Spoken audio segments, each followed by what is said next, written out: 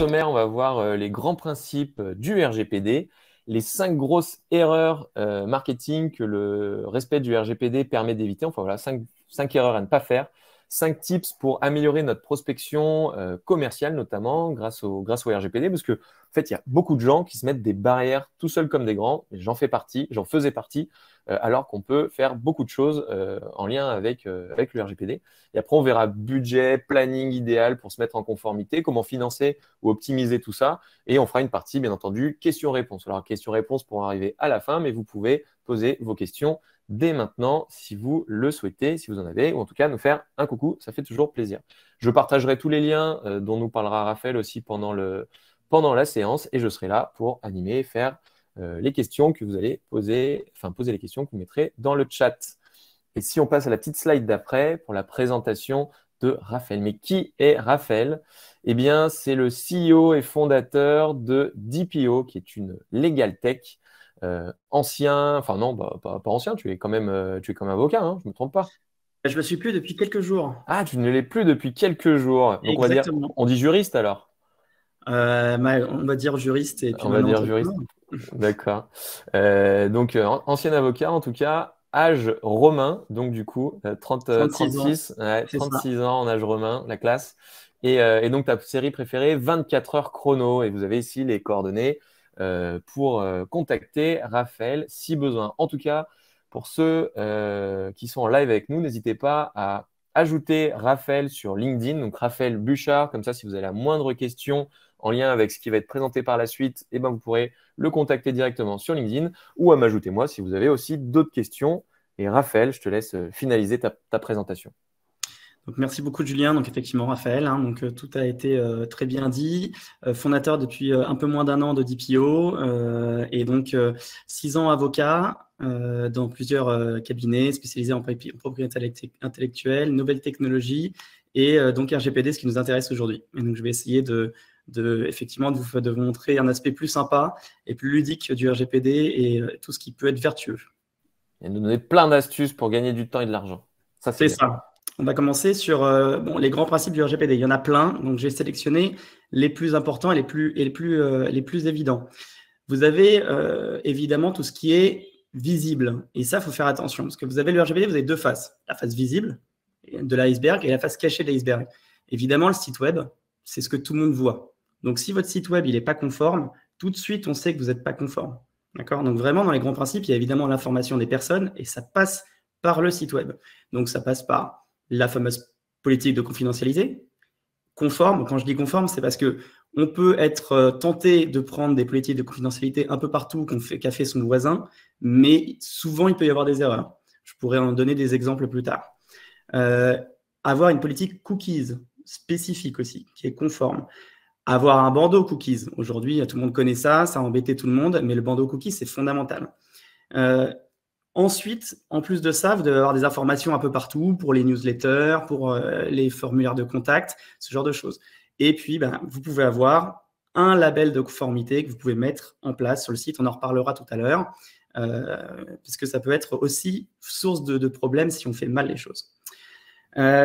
Un point très important, surtout pour certains, c'est de contrôler vos prestataires techniques. Ça, personne n'y pense, mais en fait, c'est un des éléments fondamentaux du RGPD.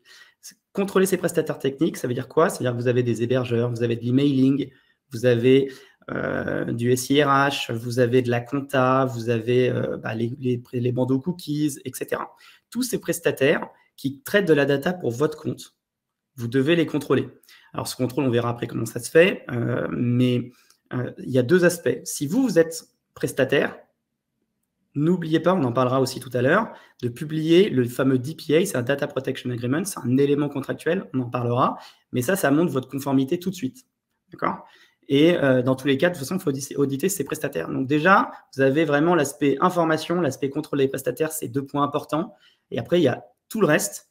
Un point clair, c'est que tout le monde parle du registre. Le registre des traitements, si vous en avez entendu parler, c'est pas ça qui est le plus important avec le RGPD. Le registre de traitement, c'est un inventaire des traitements, c'est un fichier Excel. Ce qui est important, c'est le reste. Ça ne veut pas dire qu'il ne faut pas le faire, mais beaucoup de gens disent registre, registre, registre. Ce n'est pas vrai. Vous avez un beau registre, c'est bien, mais si vous n'avez pas le reste, vous vous faites taper dessus. Si vous avez le reste, mais pas le beau registre, ça passe. D'accord. Ouais, ça, c'est intéressant parce que tu vois, moi, je pense que si j'y suis pas, si on n'y est pas allé très rapidement sur la partie RGPD chez Pilotine, c'est notamment à cause de ce registre. Je me disais, oh là là, ça a l'air tellement compliqué, je préfère tout abandonner tout de suite. Et du coup, bah, c'est cool de savoir que c'est pas si nécessaire que ça et que le reste est plus important. Bah, c'est exactement ça, mais c'est parce qu'effectivement, il y a eu un peu cette croyance que le registre, c'était fondamental. Ça ne veut pas dire qu'il ne faut pas le faire. Oui, c'est une obligation. Mais effectivement, c'est très long, c'est très compliqué. Et en fait, c'est pas ça qui est le plus fondamental. Le registre, ça sert en fait qu'à une chose. C'est si la CNIL vient demain chez vous, elle veut savoir ce que vous faites, pour savoir où est-ce qu'elle va regarder, pour aller plus en détail.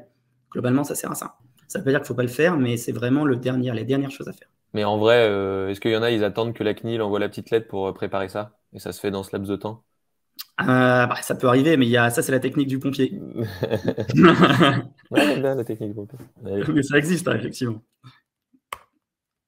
Donc, on va voir effectivement 5 grosses erreurs qu'on peut voir et avec le RGPD qu'il vaut mieux éviter et que le RGPD permet d'éviter. J'en parlais. D'abord, publier un label RGPD alors qu'on n'est pas conforme. Ça, je le vois partout. C'est-à-dire que je vois plein de structures qui se disent, qui n'ont pas conscience en fait qu'elles n'en sont pas conformes, c'est-à-dire qu'elles ne le font même pas exprès, parce qu'elles pensent avoir fait l'essentiel. En réalité, elles ne sont pas bonnes au niveau RGPD et elles se mettent un logo qu'elles ont trouvé en ligne, GDPR compliant, alors qu'elles ne le sont pas. Et en plus, ça se voit tout de suite, parce que je vous ai dit tout à l'heure que la partie immergée de l'iceberg, c'est le site web. Donc, votre niveau de conformité, on le voit tout de suite. Et ça peut en fait être dangereux. On ne s'en rend pas compte, on se met des bâtons dans les roues. Parce que, par exemple, je suis un prestataire technique. Je dis que je suis RGPD compliant, c'est un élément essentiel de ma prestation. Donc, si je le dis alors que je ne le suis pas, bah, évidemment, en fait, c'est que je mens au client, même si je ne m'en rends pas compte. Et donc, ça veut dire que, comme je mens au client, lui, il peut après se plaindre si jamais il y a un problème demain. Ils peuvent dire, vous m'avez menti dans le cadre du contrat, et c'est pas bien. Voilà. Donc, il vaut mieux pas mettre de label du tout si on n'est pas trop sûr, plutôt que de mettre un truc erroné, quoi. Exactement. Sinon, en fait, on se met une épine dans le pied, c'est dangereux.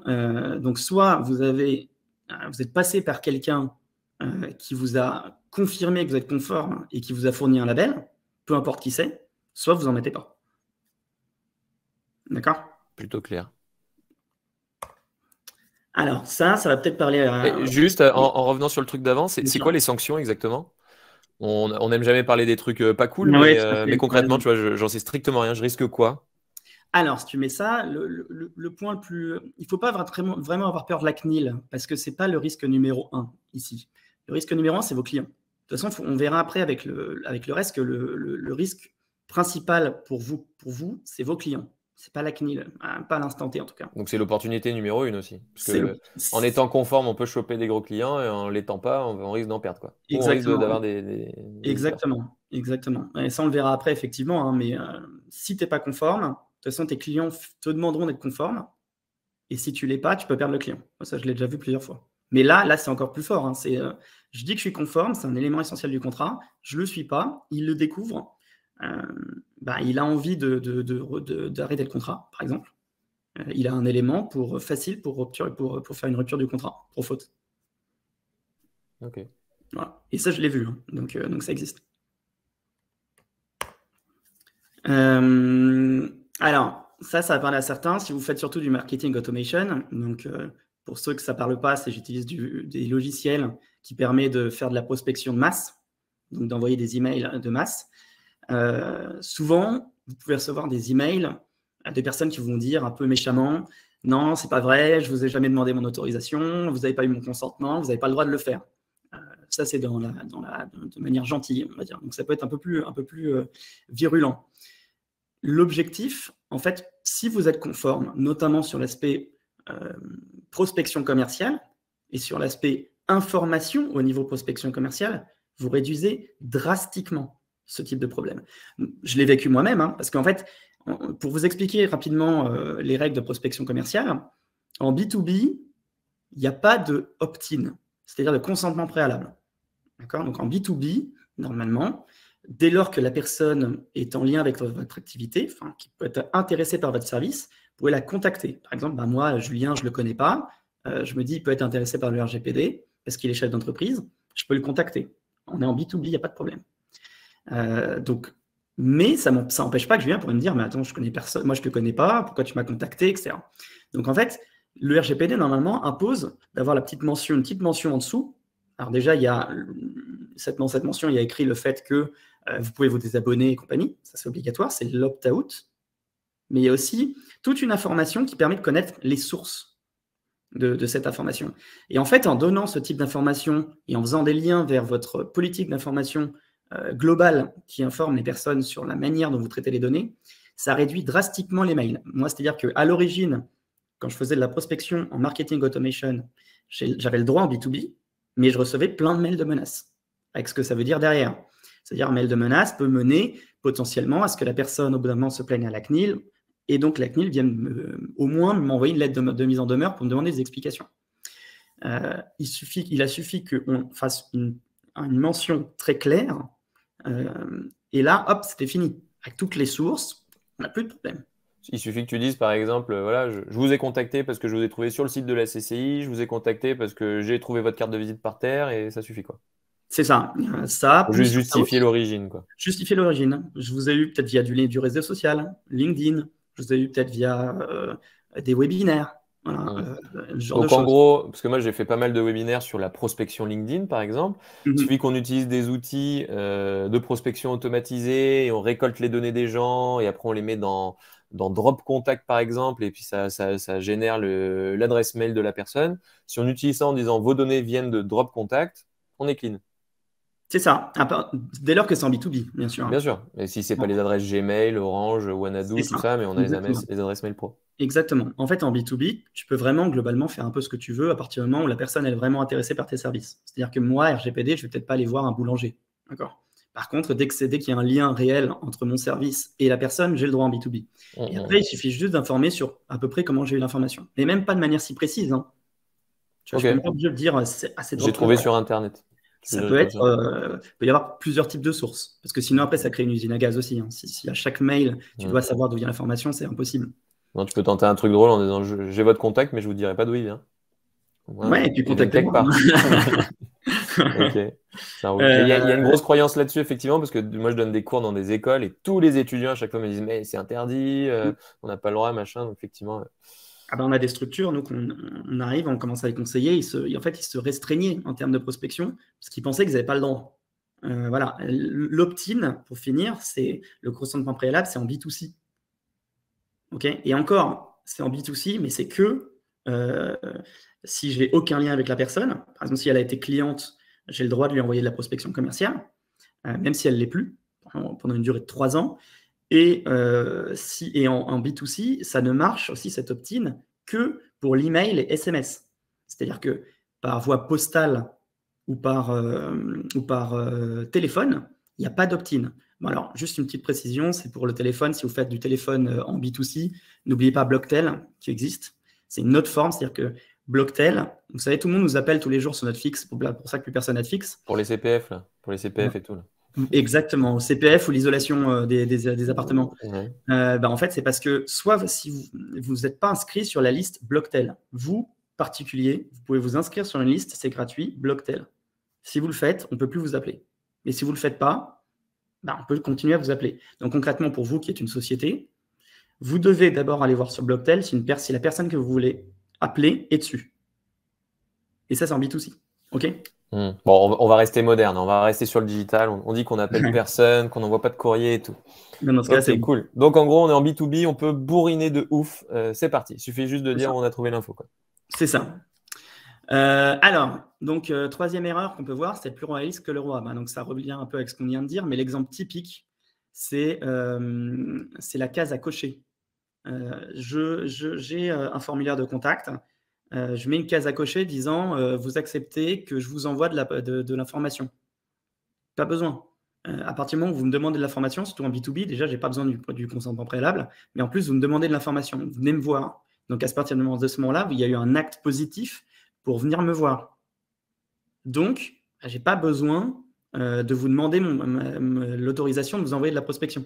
D'accord ? Du coup, donc on ne demande pas l'opt-in. Donc le fameux opt-in, c'est quand les gens doivent cocher quelque chose pour dire j'accepte, ou des fois même on envoyait À un moment, là, nous, par exemple, on est chez ActiveCampaign. ActiveCampaign, outil de marketing automation qui envoie les mails automatiquement.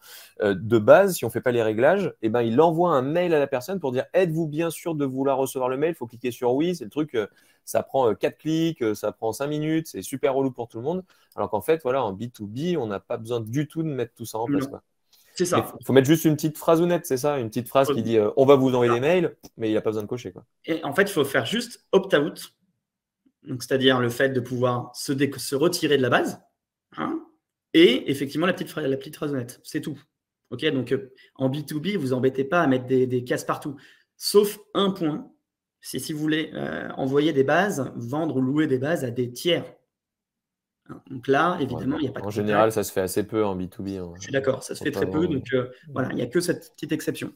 Ouais. Okay. Par exemple, nous, on avait un média, Lyon Entreprise, et ce média-là, effectivement, les gens qui vont, par exemple, s'inscrire sur le média, c'est des coordonnées qu'on pouvait après diffuser à d'autres clients. Donc, il y avait effectivement bien la phrase. Mais par exemple, chez Pilotine, nous, on ne revend pas nos bases à d'autres personnes. Donc, pas besoin de mettre tout ça. Cool. Pas besoin. Donc, pas besoin de cases à cocher. Il y a juste besoin de l'opt-out et de la petite mention. Facile. L'autre point, c'est la base de données. Donc, évidemment, le RGPD vous impose normalement, alors il y a des questions de durée de conservation notamment, et donc ça vous impose en fait de mettre à jour des bases. Souvent, on va trouver des gens qui ont des bases depuis 15 ans. Ça, c'est pas possible. Voilà. Normalement, vous avez un client qui part, vous pouvez garder ces données à titre de prospection, hein, je parle uniquement à titre de prospection pendant 3 ans. C'est-à-dire, vous avez le droit de le shooter pendant 3 ans, sans problème, tant qu'il ne s'est pas opposé. Hein. Vous avez tout à fait le droit de faire un J-15, un J-14, un J-13, etc. Lui envoyer un mail lui disant hey Coco, est-ce que tu veux bien venir est-ce que tu veux bien qu'on continue à t'envoyer de la prospection parce qu'on n'aura bientôt plus le droit. Alors, juste, il faut que ça soit un acte positif. Hein. Il faut que la personne ait cliqué sur un bouton. Là, pour le coup, il faut vraiment que ce soit positif. Mais si vous faites ça, vous pouvez en envoyer autant que vous voulez, tant que la personne ne s'est pas opposée, jusqu'à J0, vous pouvez la relancer pour relancer ce débat, ce délai de 3 ans. Alors ça c'est intéressant. Donc en gros, on est en B2B, on a le droit de choper les coordonnées de tout le monde tant que c'est du B2B et que c'est en lien avec notre métier. On n'a pas besoin de lui demander le consentement, on n'a pas besoin de tout ça, on lui laisse juste l'opportunité de se barrer. Et pourquoi au bout de 3 ans, on ne pourrait pas juste dire, tiens, on remet son email sur le tapis?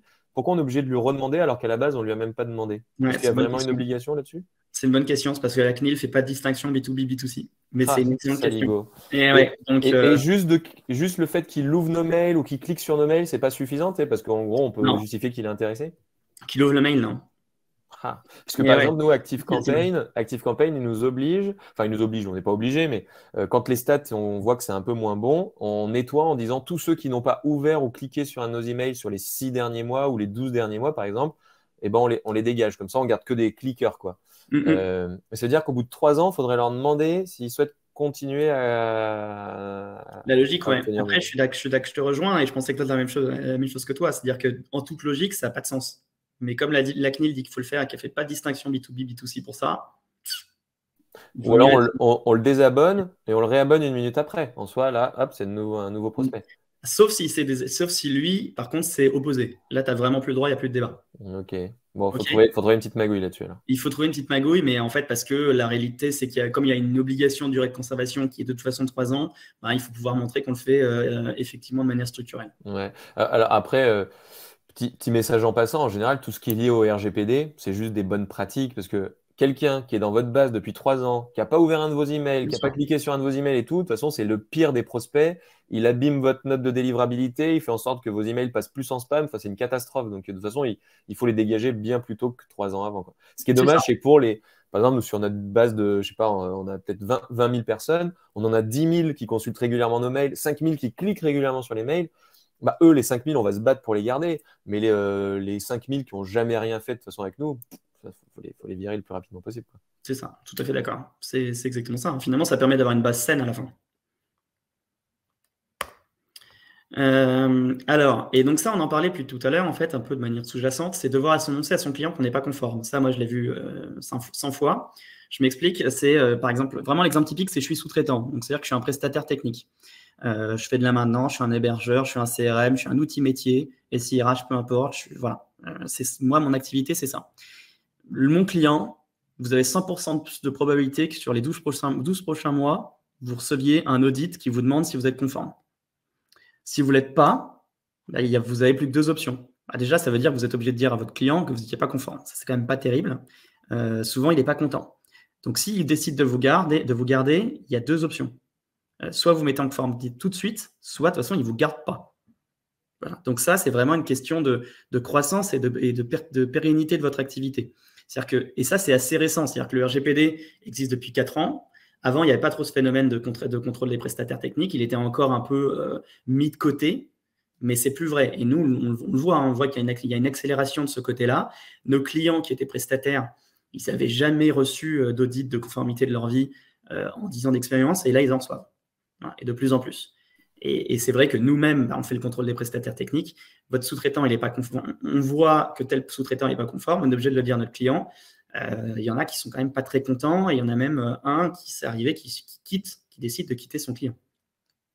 D'accord. Son prestataire, pardon. Ouais, et par exemple, ça, nous, on avait le cas où on a des gros prospects.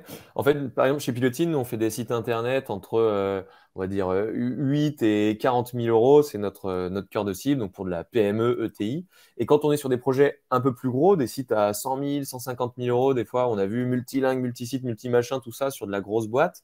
On avait cette question de la sécurité, de la partie RGPD. Et c'est vrai que vu qu'on contournait un peu toujours le truc en disant ouais, on fait ça, on fait ça, on fait ça, mais il n'y avait pas forcément ce fameux label où il n'y avait pas d'assurance derrière.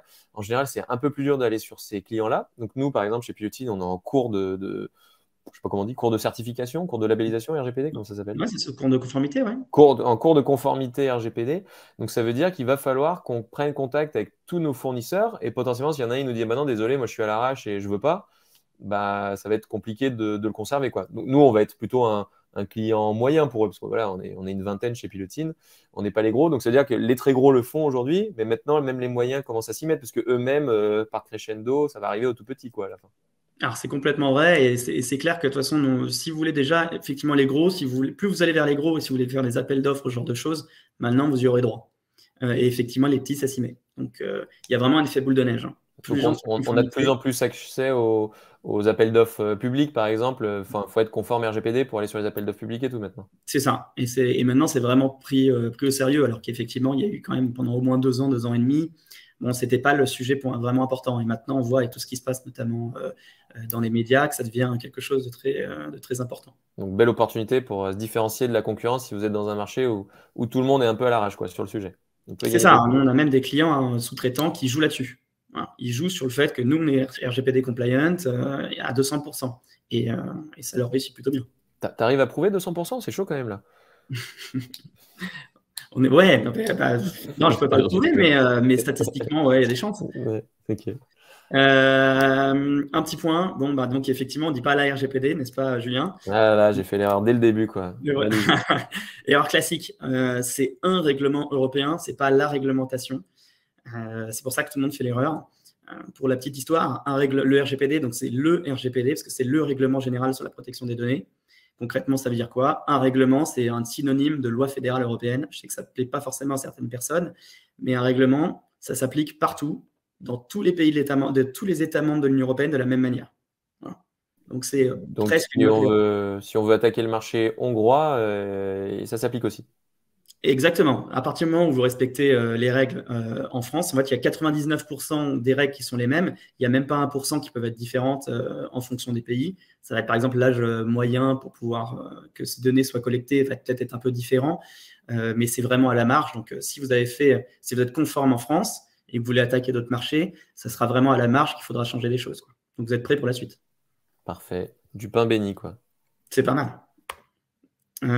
Donc, 5 tips pour améliorer sa prospection. En fait, c'est un peu lié avec ce qu'on avait dit, mais donc, je vous ai dit, le site web, c'est la partie immergée de l'iceberg. Donc, déjà, si votre site web n'est pas conforme, ça se voit tout de suite. Et en fait, c'est un élément, ça peut être un élément important pour le client, contrairement à ce qu'on peut penser. Mon dernier dossier, quand j'étais en cabinet d'avocat, avant de quitter le cabinet, ça a été une structure qui devait choisir entre deux prestataires qui allaient traiter certaines datas un peu importantes. Sa seule question, c'était qui est le plus conforme des deux. Comme je ne pouvais pas le savoir autrement que par le site web, je suis allé sur le site. Il y en a un qui était génial, un qui était, en tout cas en apparence, pas ouf. Voilà, il a pris l'autre. Donc, ça se trouve, vous perdez des clients et vous ne savez même pas. C'est ça qui est très insidieux avec le RGPD. Voilà. C'est que vous n'êtes pas conforme. Bah, il y a des gens qui vont regarder, ils vont se dire qu'ils ne sont pas conformes, donc en fait, je ne le prends pas. Si vous êtes sous-traitant, donc il faut un DPA. Le DPA, c'est le Data Protection Agreement. Tous les prestataires doivent connaître, j'imagine. C'est ou accord de protection des données, annexe RGPD, enfin, il y a plein de noms. Mais maintenant, le nom qui sort, c'est plutôt le DPA. C'est quoi? C'est des règles qui régissent vos relations entre vous et votre client. Et ça, c'est obligatoire. Si vous ne l'avez pas, tout de suite, ça se voit que vous n'êtes pas conforme. Donc, en 10 secondes, je le sais. D'accord? Donc, ça, c'est vraiment, c'est des annexes à vos CGV, en fait, qu'il faut absolument avoir. Et en Tiens, plus, ça vous protège. petite question pour tous les participants. Est-ce Ouais. que vous pouvez indiquer dans le chat, s'il vous plaît, si vous êtes aujourd'hui conforme RGPD avec le fameux label, ou en tout cas vous êtes sûr à 100% que vous l'êtes, ou si vous êtes à l'arrache, comme nous, on l'était un petit peu avant. Est-ce que vous pouvez l'indiquer, s'il vous plaît, dans le chat, comme ça on verra un peu les statistiques, c'est cool. Donc, contrôler les prestataires techniques, on l'a dit. Et ça, c'est quelle que soit la structure, hein. Dans tous les cas, il faut les contrôler. Pourquoi? Parce que sinon, c'est votre responsabilité. Et comme je vous l'ai dit, en plus, on va le vérifier. Et plus les autres structures sont en conformité, plus elles vont le vérifier. Et le problème, c'est qu'en plus, si vous n'êtes pas conforme, même si vous n'êtes pas sous-traitant, vous avez un problème technique chez vous et vous traitez des datas d'un partenaire, vous êtes obligé de lui dire. Donc c'est pas terrible. Ne pas mettre de cases à cocher, on l'a dit, et ne pas mettre donc du consentement partout. Ça nous fera comme ça augmenter votre nombre de leads, et c'est pas anodin. Et puis en fait, et pour finir, évidemment, si c'est possible, et si vous souhaitez utiliser un label, utilisez un label qui est quand même reconnu. Alors, il faut savoir que là-dessus, la CNIL n'en fournit pas encore, donc c'est plutôt certains acteurs qui en fournissent. Donc voilà, mais n'allez pas en ligne prendre un label, plutôt passer par un prestataire tiers de confiance. Pas de questions, Julien? Parfait. Non, il y a une très bonne idée dans le chat. C'est les gens osent pas forcément dire qu'ils sont RGPD compliant ou pas. Donc il y en a qui disent total à l'arrache et tout, mais les sites web ok, pas trop conforme. Bon, en général, on est sur du pas trop conforme. Il y en a qui disent conforme, nickel. Mais effectivement, je vais anonymiser le sondage comme ça, tout le monde pourra voter. Ça sera plus simple. Effectivement, c'est pas facile d'avouer, hein. Moi, je l'avoue Non. en live, hein, Pilotine, on a été un petit peu en dilettante sur le sujet pendant quelques années, mais justement, l'année 2022, c'est l'année de la conformité. Donc ça, c'est cool. Après, rassurez-vous, hein, je pense qu'il y a 85-90% des structures qui ne sont pas en conformité, hein, en France. Un petit état des lieux de ce que ça peut coûter de manière traditionnelle. Alors, c'est très difficile de donner des prix parce qu'il y a plein de types de structures et parce que ça dépend aussi, en gros, de la taille des boîtes et du travail qu'il y a. On va dire, moi, là, donc, je fais par rapport aux tarifs qui existaient, que je voyais quand j'étais en cabinet. Donc, ce que je voyais, c'était pour une structure d'environ 15 salariés, c'était environ 6 000 euros pour la mise en conformité. Et ensuite, si vous vouliez un DPO, un DPO, c'est quoi? C'est le chef d'orchestre du RGPD. C'est le délégué à la protection des données. C'est celui qui va travailler pour vous sur le long terme, celui qui fait vraiment la maintenance et la mise à jour et compagnie. C'était plutôt 4-5 000 euros pour une structure. Mais ça dépend encore, même en cabinet, il y a plein de types de cabinets différents. Donc ça dépend. Voilà. Mais en moyenne, c'est plutôt ces prix-là. Donc c'est vrai que c'est pas. Ça douille. Ouais, voilà, c'est un prix qui est quand même assez élevé. Et surtout qu'en instant T, on n'a pas l'impression que ça crée de la valeur ajoutée en instant T, alors qu'en fait, ça en crée. Mais c'est vrai que tout de suite, c'est plus des contraintes. Pour ce prix-là, c'est délicat. Moi, perso, j'irai pas. Ouais. Et combien de temps ça prend à un DPO par semaine ou mois de faire son taf de DPO dans une PME, enfin, une petite PME de 20-30 personnes? C'est une bonne question. C'est une question à laquelle j'ai du mal à répondre parce que nous, on accompagne déjà une soixantaine de structures. Donc, en fait, je pense qu'un DPO interne n'est pas nécessaire. Je pense que donc, pour un DPO interne, il est vraiment nécessaire pour une très grosse structure où là, il y a des sujets tout le temps. Sinon, pour une structure PME, il vaut mieux avoir un prestataire externe. Ça ne vaut pas le coup d'avoir un salarié. Okay. Sauf si... On a des clients qui ont un salarié, ils sont une quarantaine, cinquantaine dans la boîte, Ouais. et il y a un salarié. Après, je pense qu'il doit prendre, je sais pas, un 10% ou un quart de son temps quoi, sur le sujet. Effectivement, là où tu as raison, c'est que ça dépend après de quoi on parle. C'est-à-dire que tu as des entreprises qui embauchent un DPO en tant que tel à temps plein. Mais tu peux avoir sinon un salarié qui va avoir une casquette DPO. Ouais, ce qui se fait souvent dans les petites boîtes. Et Il y souvent. a, il y a la casquette. Bah eux, ils sont dans la santé en plus, donc ils ont beaucoup, beaucoup de données Voilà. de qualité, quoi. Ça peut être le directeur juridique, par exemple, tu vois, qui va avoir, ou le DSI. Mais par contre, ça peut pas être le dirigeant. C'est interdit, ça. Dommage, ce serait trop facile. Bah ouais. Tout est nickel. Donc voilà. Et donc, nous, c'est un peu différent, mais il y a donc différents. Alors oui, juste pour effectivement faire juste attention à un point. Ce qu'on me dit beaucoup, c'est est-ce que vous faites du one-shot pour la conformité RGPD? Ça ne va pas vous plaire, mais le one-shot, c'est pas terrible. Parce que le one-shot, en fait, en réalité, il se trouve que 6 mois après, vous changez de prestataire, vous mettez en place un nouveau traitement, quel qu'il soit, vous êtes déjà plus conforme. Donc, en fait, le one-shot, il ne marche pas. Le RGPD, dès qu'on a mis le pied dedans, normalement, il faut faire ça sur le long terme. Voilà. J'aime bien dire que le RGPD, c'est un peu comme une voiture. Voilà. Si vous faites que du one-shot, c'est effectivement, vous allez faire le contrôle technique, mais après, vous n'aurez pas d'assurance, et alors que vous êtes sûr d'avoir une rayure en moins. Voilà. Bon, il y en a qui roulent sans assurance, il y en a qui roulent sans contrôle technique, tout ça, donc on choisit un petit peu son camp. Mais est-ce que Exactement. pour commencer, quand on vient de créer sa boîte, le one-shot peut fonctionner quand même les 2-3 premières années de l'entreprise? En fait, ça dépend de la. Si tu vises des TPE, tout ça, hein, dès que tu vas sur de Ça la dépend de boîte ton moyenne, activité. grosse, là, je pense qu'il faut être calé. Mais En fait, ça dépend de ton activité. Tu as des activités où le RGPD est très loin et il pourra arriver un jour, mais tu es effectivement assez à l'abri pendant un petit moment et limite, même pas le one-shot, mais même parce que le one-shot, ça veut dire quand genre même quoi, un mode les artisans, les trucs comme ça? artisan, oui, c'est vrai, artisan, commerçant, voilà. Mais dès que tu es par exemple, dans le e-commerce, tu fournis un outil métier, comme je le disais, tu es sous-traitant, là, c'est mort. Quand tu C'est fais du mort parce que service, là, il faut être carré, quoi. c'est ça. Parce que tes clients te le demanderont en fait. Donc le risque, comme je t'ai dit, il n'est pas risque CNIL, il est risque croissance. Voilà. Mais peut-être que tu peux te le permettre les premiers mois. Mais très très vite, on va te mettre dedans. Et attention aussi, je vois des personnes qui me disent est-ce que je peux avoir que mon site web? Bon, le site web, c'est très bien, mais effectivement, c'est la partie imagée de l'iceberg. Mais vous avez d'autres risques. J'ai parlé tout à l'heure du contrôle des prestataires techniques. Nous, on a un client, c'est son prestataire SIRH qui a eu une violation de données. Donc, les données des salariés qui auraient pu être piratées. Donc, il a obligé d'informer son client, qui était notre client. Il se trouve qu'il a, heureusement, déjà, il l'a décontrôlé. Heureusement, il s'était mis en conformité. Comme ça lui a évité d'avoir des problèmes.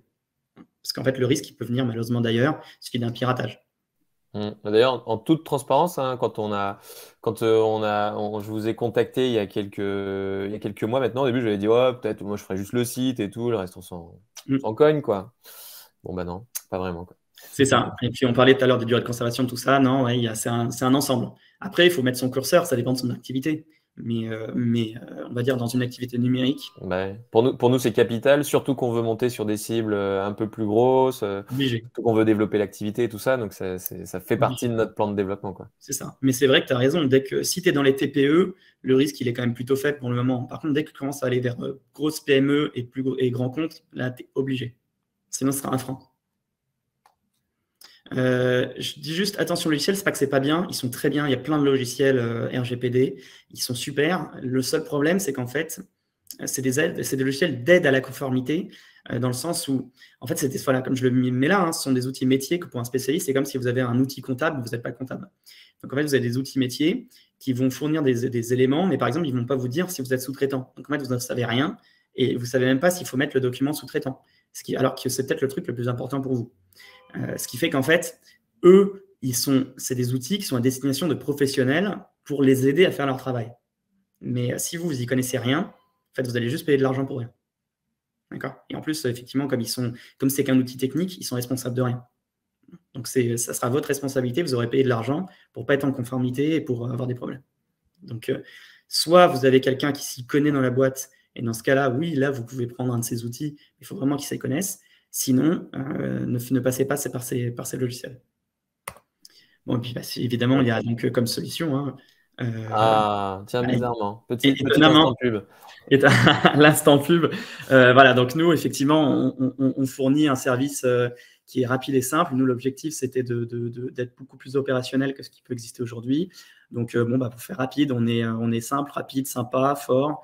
On est formidable, quoi. Voilà. Et vous avez tous les tarifs. Tout nickel, aucun défaut. Okay, Mais en gros, si tu peux plutôt expliquer, donc En gros, tu as des acteurs du marché traditionnel qui sont les avocats, les machins. Là, tu disais 6 000 balles, après, il faut prendre un DPO, truc bidule. Et vous, en gros, comment vous avez essayé de révolutionner à votre manière ce marché alors? Donc C'est quoi votre effectivement, positionnement?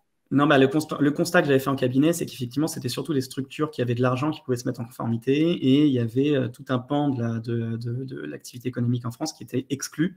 C'est Même pour ça pas que que j'y les suis jamais entreprises. allé, par exemple. J'y suis jamais Voilà. allé parce qu'il y avait ça, quoi. Exactement, parce que si on est une PME de 20 salariés, on ne va pas mettre entre 8 000 et 15 000 euros dans une conformité RGPD.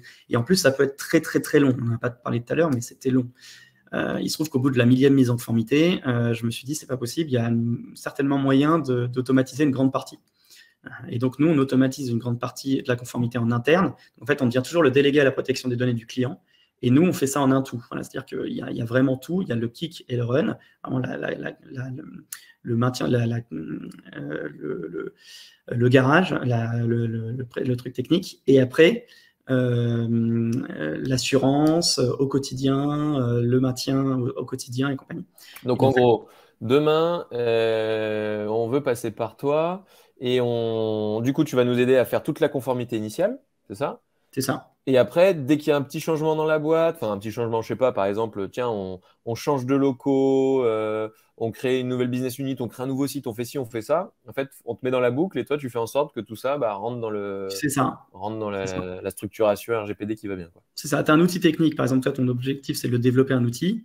Tu as une app. Ton app, elle va forcément évoluer. Et donc, en fait, tu es obligé de faire ce qui s'appelle le privacy by design, c'est-à-dire t'assurer que ton app, elle est conforme à chaque étape. Et ça, c'est hyper important parce que ça va te permettre d'éviter de faire des erreurs et de refaire des développements plus tard. Bah, effectivement, dès que tu as une mise à jour, dès que tu as une nouvelle app ou un nouvel outil métier ou n'importe quoi, nous, on va le faire pour toi. On va travailler pour faire en sorte qu'il soit conforme. Tu as les prestataires techniques qui vont évoluer. On les contrôle au fur et à mesure. On fait aussi de la sensibilisation au quotidien, parce qu'une chose dont on n'a pas parlé, c'est que être conforme à RGPD, c'est aussi éviter de faire des bêtises en interne. Et pour éviter de faire des bêtises en interne, vous ne pouvez pas être derrière vos salariés tout le temps. Ce n'est pas possible. Même à 10 salariés, nous, on est 7. Je ne sais même pas ce que font tous mes salariés. Je ne peux pas le savoir. Donc, ce que je fais, c'est que on fait de la sensibilisation au quotidien, donc au moins 2 fois par an, avec des quiz un peu funky, un peu sympa, très opérationnels, très pratiques, comme un truc tout bête. Bah, je n'ai pas le droit d'utiliser des clés USB. Je ne vais pas faire des extractions que je vais mettre dans ma clé USB non chiffrée, que je vais prendre et aller au bar. C'est un truc classique. Hein. Je l'oublie, ma clé USB, hop, violation de données, et là, on a des problèmes. D'accord. Donc, nous, on fait vraiment tout, quoi. Et on essaie d'aller très vite, d'être très opérationnel, et on fait des tarifs en fonction de la structure, de la taille de la structure. Ok, bah, c'est pas mal, donc vous le rendez un peu plus accessible. Mais bah, tu vois, j'ai fait un petit calcul rapidement, parce que là, tu dis en gros allez, on va dire de 16 à 50 salariés, qui est plus notre cas, Mm, 400 euros par mois. ouais, Si jamais j'avais dû prendre mon avocat à la base, boum, j'en avais pour 6 000 balles, plus machin, plus truc, et après d'avoir un salarié qui est DPO et qui va passer 10% de son temps sur le sujet, imaginons il est à 2 000 net, donc coût employeur 4 000, ça reviendrait de toute façon aux 400 euros par mois. Donc en gros, là, il y a un truc tout en un qui nous économise les frais initiaux, on a tout le suivi, et puis vous faites peut-être un peu plus de veille, un truc comme ça, quoi. c'est ça. Parce que le DPO, ça veut dire, en soi, je pense même un DPO qui est dans une boîte, il faut qu'il se fasse accompagner par une structure comme la tienne, parce qu'il faut qu'il se tienne au courant de plein de choses, il se fait sûrement accompagner, il ne fait pas tout seul non plus. Alors, de toute façon, c'est souvent quand il y a un DPO en interne, il a souvent du mal, parce que comme c'est une multiple casquette, on lui a donné celle-là, mais en fait, il essaye de s'en débarrasser, en réalité. Donc, effectivement, il nous la donne. Et oui, c'est plutôt intéressant. Nous, l'objectif, donc, c'est vraiment de simplifier les choses et de permettre à tout le monde d'être en conformité. Donc, voilà. Ok. Et petite question, on avait parlé, je vous avais titillé là-dessus, mais on n'était pas allé plus loin. Est-ce que il serait possible de mettre en place, parce que vous le savez, avec tout ce qui est OPCO, CPF, et ben, on peut faire financer beaucoup de choses. Et en fait, la mise en conformité RGPD, il y a un côté transfert de compétences, qu'on va aller regarder le site, on va dire, bah là, il faut faire ci, il faut faire ça, on va créer ensemble les textes. Est-ce que c'est un sujet qui pourrait prendre la forme d'une formation demain? Par exemple, vous, est-ce que ça pourrait prendre la forme d'une formation et que ça puisse être financé justement par OPCO, CPF et tutti quanti parce que c'est de la montée en compétences, que ce soit pour former un DPO ou pour faire la partie initiale de son RGPD? Alors, pour la mise en conformité pure par un prestataire externe comme nous, je ne suis pas sûr. En revanche, effectivement, oui, pour de la formation RGPD, ça passe en OPCO. Effectivement, là, ça dépend de la stratégie de la structure. Si elle a l'intention, par exemple, d'avoir vraiment quelqu'un qui va faire ça en interne, là, il y a des montées de compétences sans problème et qui peut passer dedans, oui. Ok. Bon, j'essaye de les chauffer chez DPO pour qu'ils fassent la formation. Dites-nous dans le chat ceux qui seraient chauds potentiellement d'avoir un petit peu plus d'infos si c'est possible de passer en formation, les trucs là. Mais je pense que ça pourrait être une bonne chose pour passer la première étape. Il y a peut-être un truc à creuser, quoi. Ok. Yes. Vas-y, je te laisse enquiller. Alors, si pour ceux qui sont intéressés dans le chat, on fait aussi des petits flash, des audits flash de votre site web. Donc, pour ceux, par exemple, qui pensent pas être conformes ou même qui pensent être conformes, justement, et qui veulent être challengés dessus, on fait les audits juste du site web. Mais ça, comme je vous l'ai dit, ça donne un bon avis sur la conformité. Et je vous mets au défi de vous trouver des choses, même ceux qui pensent être parfaits. Et donc, vous fournissent les résultats sous 72 heures ouvrées. Voilà, donc, vous fournissez un vrai audit. Je viens de mettre le lien dans le chat, donc en cliquant dessus, je crois qu'il faut mettre quoi? L'URL de son site et son mail, ça. quoi, c'est Juste tout. ça. Et Ouais. comme ça, vous allez faire l'audit gratos, donc ça mange pas de pain. Je vais d'ailleurs mettre le mail et l'URL de Pilotine, comme ça, hop là, on va tester tout ça. C'est Et ça. Et voilà. Et comme ça, c'est un bon moyen de savoir en fait qu'est-ce qui nous concerne, qu'est-ce qui doit être fait, qu'est-ce qui n'est pas fait. C'est un bon moyen d'avoir des éléments concrets. top, top, top. Je pense qu'on arrive vers la fin et tu vas nous parler de bouquins, ouais. Ouais. Vas-y. Je vous parlais juste de bouquins. Donc, effectivement, pour moi, il y a un bouquin qui est vraiment excellent. Alors, ce qu'il faut savoir, c'est que ces bouquins, c'est plutôt des bouquins quand même faits par des juristes. Donc, c'est plutôt des bouquins juridiques. Donc, je suis pas sûr que ça intéresse tout le monde en tant Donc que tel. c'est un Mais peu relou pour le simple citoyen de base, quoi. voilà, pour le commun des mortels, c'est pas le plus fun. Vous n'allez pas l'avoir sur votre chevet, hein, normalement. Ceci dit, celui à gauche est quand même très très bien. C'est quelqu'un de très compétent, très fort. À droite, c'est pas qu'il est pas compétent, mais c'est beaucoup moins facile d'accès, c'est beaucoup moins évident et c'est pas très pratique. Voilà, celui de gauche est vraiment un très bon livre que je recommande. Parfait. Donc, à ne pas acheter sur Amazon pour être écolo, hein. Allez chercher chez votre libraire du coin. Pour aller plus loin, effectivement, vous pouvez retrouver sur la chaîne YouTube de Pilotine d'autres replays de webinars tout aussi intéressants que celui-là sur d'autres thématiques, la prospection, WordPress, machin. Donc, en gros, si vous voulez monter en compétence sur les sujets du digital, on a pas mal de vidéos disponibles sur notre chaîne YouTube. Donc, je vous mettrai le lien après. Ok, là, le lit. Parfait. C'est cool. Merci beaucoup, Raphaël, Merci à de nous toi. avoir présenté tout ça, de nous donner des pistes, de nous montrer ce qu'il faut faire, ce qu'il ne faut pas faire, là où on se met des bâtons dans les roues tout seul comme des grands. Donc, j'espère que ça a pu aussi vous être utile. Si vous avez d'autres idées de webinars, soit sur le sujet du RGPD, soit sur d'autres sujets, je suis bien entendu très, très, très, très preneur de vos idées. Donc, n'hésitez pas à indiquer ces idées-là. Vous m'envoyez ça sur LinkedIn directement ou vous mettez en commentaire en bas de la vidéo si vous la regardez en replay sur YouTube. Quoi qu'il en soit, Raphaël, merci beaucoup. Je vous souhaite tous une excellente prospection, une excellente digitalisation, compliant RGPD, bien entendu. Et puis, à la prochaine. Ciao, À la ciao. prochaine, au revoir.